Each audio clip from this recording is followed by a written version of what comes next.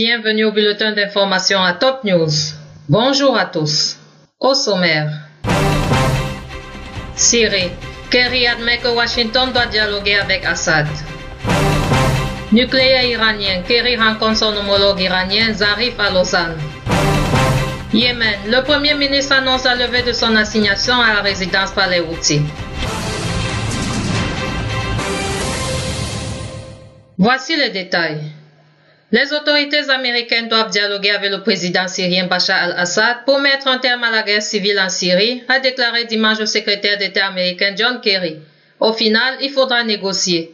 Nous avons toujours été pour la négociation dans le cadre du processus de paix de Genève 1, a déclaré M. Kerry dans une interview diffusée sur la chaîne CBS dimanche, ajoutant que Washington travaillait d'arrache-pied pour relancer les efforts visant à trouver une solution politique au conflit.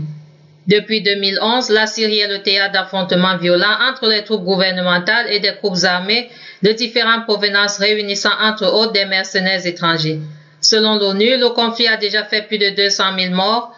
Plus de 7 millions de Syriens ont dû quitter leur foyer pour s'installer dans d'autres régions du pays et près de 4 autres millions se sont réfugiés à l'étranger. L'armée arabe syrienne, avec la coopération des groupes de la défense populaire, ont pris le contrôle de la ferme Al-Maliya à 20 km au sud de Deir ez-Zor après avoir éliminé de nombreux terroristes de l'organisation État islamique. À Dara, l'armée a liquidé plusieurs terroristes à Tal Anta dans la banlieue de la ville, selon une source militaire. Dans la banlieue de Homs, des unités de l'armée ont tué et blessé de nombreux terroristes à Tal Bissa et près du centre culturel et de l'école industrielle à Rastan. À Hama, de nombreux repères et véhicules terroristes ont été détruits à Sheikh al-Abtene, au nord de Morak, et à Hamadi Olma dans la banlieue de la ville.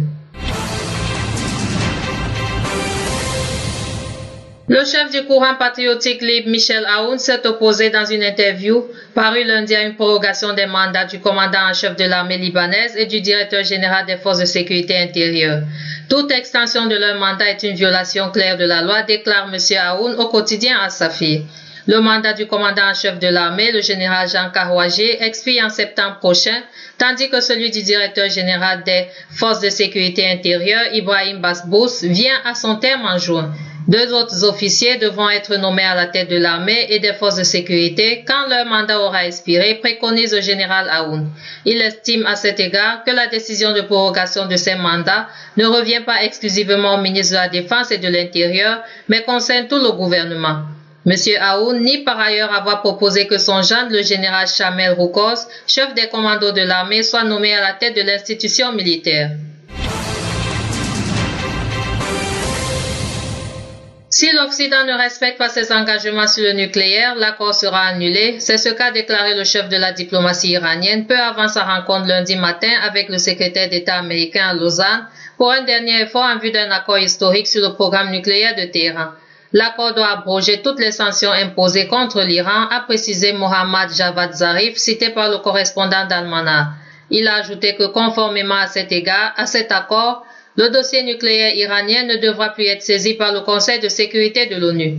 Le secrétaire d'État américain John Kerry et Mohammad Javad Zarif et leurs équipes de négociateurs étaient réunis lundi matin à Lausanne dans une petite salle d'un palace prêt pour plusieurs heures de nouveaux entretiens, ont rapporté des journalistes et des photographes.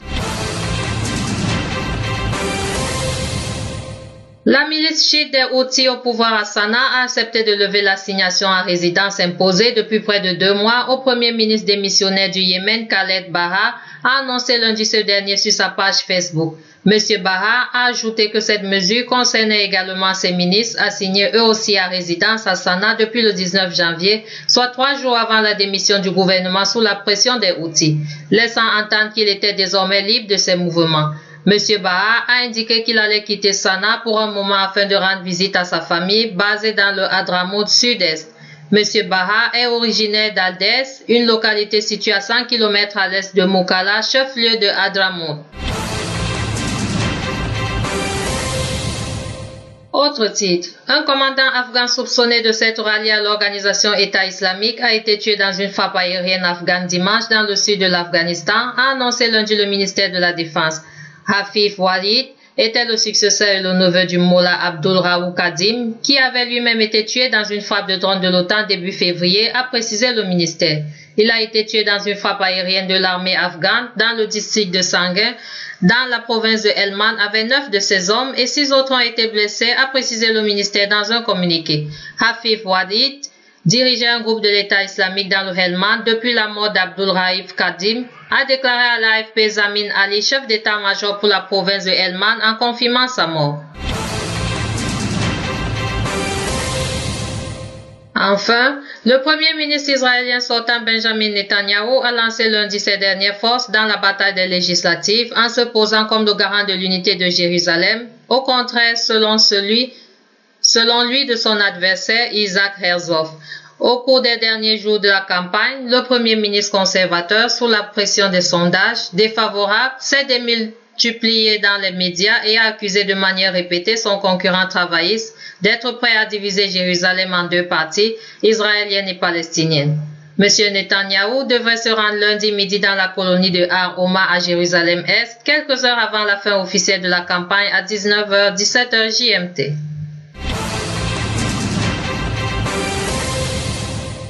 Merci à vous qui nous suivez de Beyrouth et partout ailleurs. Bulletin présenté par Anna Ekame.